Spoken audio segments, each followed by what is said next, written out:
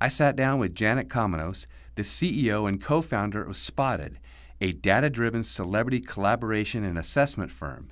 My interview with Janet is part of a series called Marketing Experts on This Works Marketing. Welcome to This Works Marketing, and today I'm in Boston with Janet Comenos. And Janet, you are the CEO and co-founder of Spotted. Tell me what it is, and then tell me how it came about. Okay, great. So we are a data company, data and research company that specializes in the celebrity endorsement category. And so we help leading consumer brands make smarter, safer celebrity decisions by investing in talent who really resonate with the brand's customer base. Isn't that a Q score? Isn't that a Q rating? What is this? Is this like the next generation of that? Yeah, it's funny you mentioned that because we've had a handful of clients who've referred to us as like Q score on steroids. Q score has been around since the 1960s. We're kind of the new age version of that in a way. So we measure celebrities globally on over 100 different metrics each. So everything from their overall fame level to their relevance, their momentum, risks that the celebrity might present to the brand, because they can be very risky. How did you get into this type of business, and kind of what did you do before you got into starting your own company? Yeah, no, I mean, it is kind of fascinating because I didn't have any experience in the entertainment world.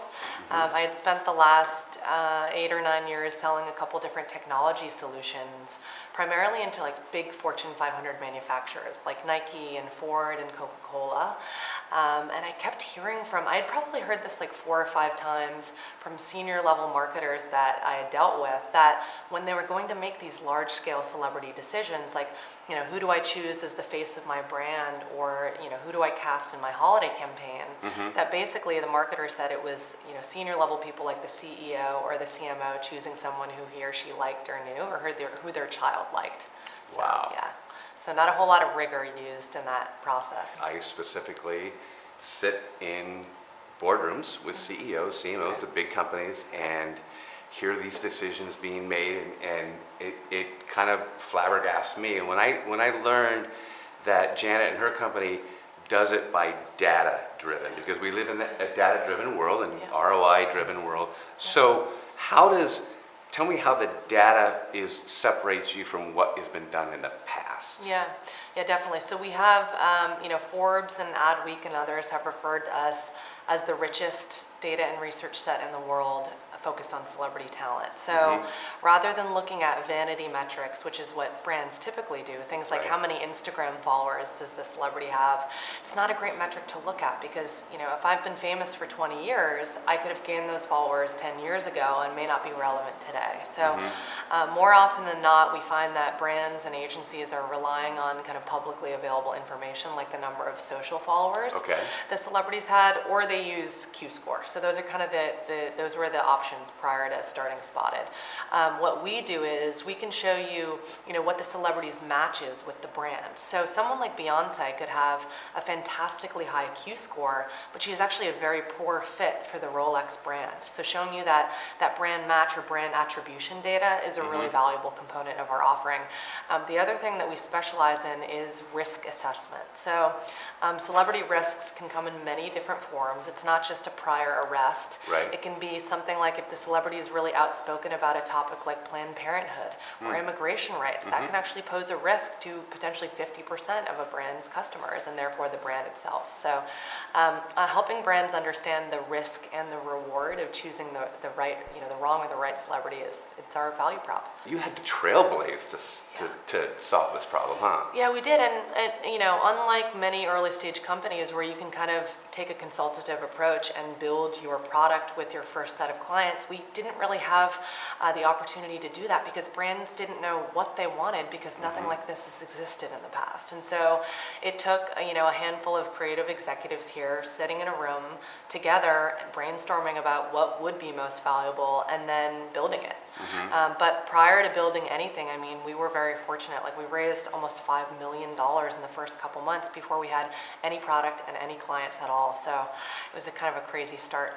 Now that you have this data-driven solution, because I really look at it as a solution, because from what I do, it's really a value for me and my clients, because if I can say to somebody, that this person really aligns with this brand so much better in so many different ways, and probably this person can grow with the brand. Is that kind of, do you help companies try to figure that out as well? Oh, and yeah, how's that definitely. work? And I'm glad you brought that up because it's a very common use case. Brands will often come to us saying, we really want to replicate the Under Armour strategy, where Under Armour really successfully invested in celebrities like Jordan Spieth and Steph Curry far before they turned into big stars. And so one of the most valuable metrics that we provide is actually a momentum metric to help uncover the celebrities who are on an upswing before they turn into big stars. And so again, rather than looking at the number of social followers the celebrity might have, we're looking at things like what's the recent growth of their social audiences? How many people are searching for them online? How many people are visiting their Wikipedia? And are they growing faster than other talent? So that's it's a big value. When you get into a big advertising campaign, really you're minimizing risk, but also you're building for the future. Yes. So how does Spotted basically help someone minimize risk or make the most intelligent decision for the brand? Because that's really, really important when you're talking about putting a lot of money behind something. Yeah, and oftentimes, so what we do is we work with our clients in a relatively consultative fashion to understand, okay, where do you want your brand to go 12, 24 months from now? What types of consumers do you want to appeal to? Because oftentimes, more often than not, the customers who are buying from that brand today are not necessarily the customers the brand wants to buy from them tomorrow. They might want to skew towards a younger... Say that again. That was interesting. Say that again. So, most of the time brands say, okay, we have this existing customer base, but the customers we want to buy from us in the future, they're different than our existing customer base. We're starting to skew too old. We want to attract the attention of younger consumers or more affluent consumers, whatever it might be. And so we always look at the brand's target audience rather than their existing audience. And then we can make recommendations of celebrities who resonate the best with that target audience. That makes a lot of sense. And then there's a certain, potentially, there's a maturity point, and then you're with them to say, okay, how do we make this the next step, and how do we... Exactly, right? and then the other thing is, when we're dealing with mass market brands, they typically have a core consumer segment, target consumer segment, but then they have all these secondary segments. So like New Balance is a great example of this. They're a large client of ours, and they're going after women from women in their 20s and 30s, but they're also going after older women and teenage guys and all these other secondary segments, and we can help them with tell them which celebrities resonate with each of those. Because you can't talk to those consumers with the same person. Not typically. So when we talked earlier, you broke down this wheel of mystery, but tell me how it works, because it's really actually scientific. It's data driven. It really makes a lot of sense. Thank you. Well, I appreciate that. So a good chunk of our employee base is technical, by the way. So most of our employees are engineers, statisticians, and data scientists. And a big portion of our solution has been inspired by the psychoanalyst Carl Jung, who came up with these personality archetypes. So there are various personalities that can describe a celebrity's personality. Things like the jester, the caregiver, the lover. And when you see celebrity ads, often brands like Nike and Under Armour, they will feature celebrities who embody the hero personality to try and elicit feelings of like mastery in the consumer.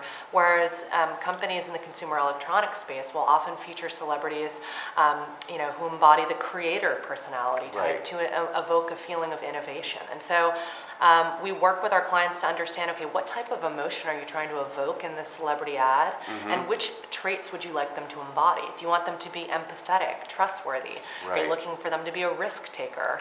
And then we incorporate that information into our recommendations. I think what's really fascinating about it is, with your background in sales, you understand a lot of it's emotional. It's an emotional decision on that. So when you're asking someone to back a brand or buy a product, there has to be an emotional connection, and it can't just be because they're on the latest sitcom, or there's got to be Oh yeah, You get it. And that is something that we've struggled with. We can't approach a brand and say we're going to totally eclipse the way that you've done business for the last 50 years and replace your gut instinct with a purely cold data-driven solution. Right. We have to incorporate the marketer's thoughts. They often have people in mind who they're asking us to validate. Right. Either celebrities they've worked with in the past or celebrities they're considering working with. But because we sell into brand marketing, we have to consider things like the creative direction of that campaign. Right. The brand's kind of ethos. It's all incorporated. The other thing I thought was interesting is that you take a totally different perspective. Is not only can you help align the company or the brand with the right person, you can evaluate. Talk about the evaluation process. Yeah. I think that's really, really huge, where people are making decisions and they don't. And you actually had a couple examples of people who've made decisions and they weren't necessarily the right ones. You could have probably helped them ahead of time, right? Yeah, so that's probably our number one strongest value prop is we can help you avoid making mistakes that can be really damaging to your brand. We surveyed consumers about all the major endorsement deals and celebrity campaigns of 2016, 17, and 18, Okay. and we found kind of a concerning percentage of consumers. So consumers believe that 47% of those ads felt either slightly to extremely random to them. So when we see ads like Danny DeVito for M&M's or Lady Gaga for Tiffany, we often think, that feels kind of random. But that's because the marketer typically chose the celebrity in kind of a random fashion. And we can help avoid the brand from making those types of mistakes. So you can help them, instead of pouring more money into new creative or whatever, maybe it's the creative, maybe that's not the problem. Maybe the problem was the alignment. Yeah. And you could save them a heck of a lot more money now than later, right? Yes, that's right. Because oftentimes, like these celebrity contracts will come up for renewal, typically on an annual basis, and then the brand has the opportunity to decide if they want to remain in that agreement or exit it. And so it's a very common use case. Like we produce reports for clients on a regular basis, helping them understand if the celebrity they work with today is the right one for the future. Right. This is a common use case that either a brand or their agency will come to us and say, we're worried that we've made the wrong decision. Can you help validate this Right. for us? And it's the number one way that we acquire new clients, because we'll reach out and we'll say our scores show that there are like 937 celebrities who score higher with your brand than the celebrity Whoops. you're working with today. But it gets the CMO's attention. What drives you to want to make this a disruptor? Because I absolutely see it as a positive disruptor in the business, because I can see the value. Yes. So what keeps you up at night? And I'll be totally candid about this. Like we're creating a new market for this product. It's very challenging at times to call on legacy brands who've been around for 100 years, who've been making celebrity decisions for decades without using data, to suddenly go to them and say, you need to take this really rigorous approach and pay us a lot of money to do this. They're like, well, I've made celebrity decisions forever without data. Why do I need it now? And that keeps me up at night. We have ways to kind of get around this. We target a lot of newer age brands that are very data driven. So like Ancestry.com is the client of ours. They're very, very data driven, as you could imagine. Right. So brands that have a heavy e-commerce component are typically pretty receptive to our solution. I get it. They are they're data driven. The subscription-based businesses that are online, Yeah. that it's all about the data, and they're probably bigger data scientist company versus actually what they make or provide. But you know what, we've done some work with a couple MIT professors, and one of them, there was a great quote from him. He said, no CMO who's claiming that they manage with their gut is going to have a job 5 years from now. So we're living in an increasingly data-driven world. So my hope is we started the business at the right time, and more and more folks will adopt this as time goes on. Where do you see this business in a couple of years, and what are your What are my dreams and aspirations for it? aspirations for this? Yeah, a part of me kind of hopes that it's never going to end because I do feel lucky. Like we come into work every day and I'll often say to myself and other employees, like, this is pretty great that this is our job because it is a lot of fun. It's also like a lot easier to recruit people at a company like this just because the underlying content is so kind of sexy and interesting. Right. But if I look at a couple years from now, I don't want this to just be primarily like US-based business. I mean, a lot of our data is global data, but we tend to inform celebrity decisions of like celebrities for US campaigns.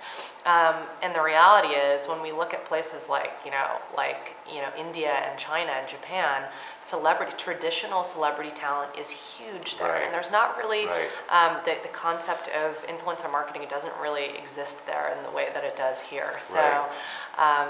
So I think that those markets are going to be areas of growth for us eventually. So one of the things that we talked about today was maybe opening up your mind to a whole new different opportunity when it comes to companies that are building direct-to-consumer businesses in a direct response versus just equity, advertising agencies, or companies aligning, making sure they have for risk assessment. So where other opportunities in terms of silos of it do you see potentially the business, and where it would make sense? Yeah, so I'm just fascinated by this, and this is a newer discovery for us.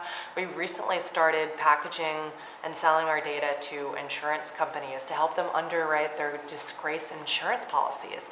This is death and disgrace insurance has risen significantly over the last couple of years just due to these high-profile celebrity scandals, and so brands and TV networks and production companies are taking out this type of insurance to protect themselves in the case of a celebrity scandal. And so our data can help inform the underwriting process. I'm speaking at, in a couple months, I'm speaking at the largest contingency event worldwide in London to talk about how to properly underwrite these policies with our data. Interesting. Yeah. So underwriting, any other opportunities that you see? Yeah, I mean, there are a lot of celebrity decisions that just are made in a very subjective way. And so if you think about it, it's like not only celebrity campaign and endorsement decisions, but who to cast in a feature film. And who you should choose to put on the front cover of your magazine. These are all typically pretty subjectively made decisions, and I think areas where we could help inform the decision. Yeah. So tell me a little bit about when you talk about being a startup and you talk about the data scientists. So what are people doing on a daily basis? How are you? How do if you open up the hood, how does it work? Yeah, we are, so we have 100 different metrics, over 100 different metrics now that we use to quantify the value and the risk of a celebrity. Give me an example of metrics. Yeah, so one of the metrics is we have a work score. So has the celebrity had more work in the past than they have planned for the future? Did they star in 5 films last year and they only have 1 film planned for next year? That's typically not a very good sign. And it's a score that we incorporate into our reports for the brand. So we're constantly assessing things like, for athletes, their track record. We track 23 different red flags and controversies from their past to constantly evolve our risk scores. We're looking at things like racially and politically charged content to help the brand understand if this is someone who could pose a risk post-endorsement deal. Right. So we are constantly looking at new sources of data and how we can improve our metrics to ultimately help the brand predict whether that's going to be a good decision. See, I think that is so smart because when you're spending millions of dollars on somebody, typically, and it is a gut decision or whatever, and all these potential things, if you don't look at those ahead of time, you don't even know what's around the corner. So that's what I think is really fascinating and what's going to help a lot of businesses. Thank you. We try to communicate kind of 2 primary risks to our buyers. There's a performance risk and then there's a social risk to not choosing the right celebrity, because if you're a CMO or a VP of brand marketing and you invest in a celebrity who doesn't resonate with your customers and you spend $10 million a year on that deal between paying the celebrity and putting media behind it, that's a serious problem for your brand from a performance perspective. Yeah. But also there's a social risk. Like your boss could say, why did you do this? And then Right. if you don't have any data to validate that decision, or you didn't even take the time to validate it, that's going to put you in hot water potentially. Yeah. We can tell you which consumers or which celebrities consumers find to be the most relatable and trustworthy. The three most important characteristics that you should look for in a celebrity endorser in this order are trust, relatability, and recognition.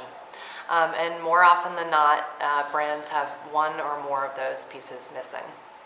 If people wanted to understand a little bit more about Spotted and get some more information for their brand or their business, how would they get? How do they get a hold of you? Yeah. How do what's your handle? How do they find out? Yep. So you can come to spotted.us. Okay. We do something pretty great on our website. You can enter a brand name. And a celebrity name, and we can analyze that relationship for you.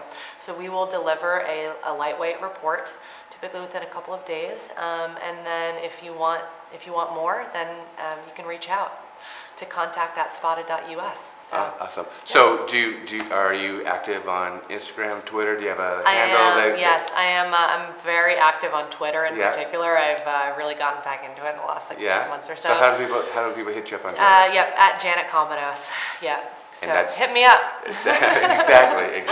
So, Janet, thank you very much. Thank you, I Ken. really, really appreciate it, and I think that you are definitely doing something that is needed in the advertising business. I know it's needed in our business, the clients that we work with, and I absolutely see, hopefully in a year's time, I'll be able to get some more of your time because you'll be on these magazine covers and you'll be changing the businesses. But I think what you're doing is absolutely needed. It's awesome, and I really appreciate the opportunity to talk to you about this.